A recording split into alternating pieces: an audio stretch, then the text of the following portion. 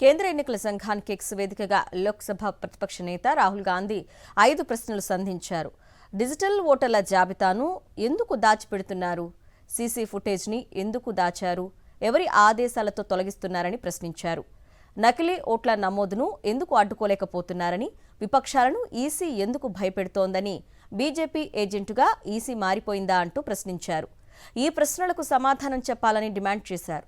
భారత ప్రజాస్వామ్యం ఎంతో అమూల్యమైందని ఈ సందర్భంగా రాహుల్ అన్నారు. కాంగ్రెస్ అగ్రనేత రాహుల్ గాంధీ చేస్తున్న సంచలన ఆరోపణలపై ఎలక్షన్ కమిషన్ ఆగ్రహం వ్యక్తం చేసింది. బీహార్లో 65 లక్షల ఓట్లను తొలగిస్తున్నామని, తాము ఆగస్టు 1న ప్రకటన విడుదల చేసినా మార్పులు చేర్పులపై ఇప్పటి వరకు ఏ పార్టీ తమను సంప్రదించలేదని ఈసీ స్పష్టం చేసింది. ఓట్ల తొలగింపుపై విమర్శలు చేస్తున్న కాంగ్రెస్ అగ్రనేత రాహుల్ గాంధీ సైతం ముసాయిదాపై ఇంతవరకు ఎలాంటి అభ్యంతరాలు నమోదు చేయలేదని పేర్కొంది. అభ్యంతరాలు చెప్పడానికి ఆయన ఎందుకింత ఆలస్యం చేస్తున్నారని ప్రశ్నించింది.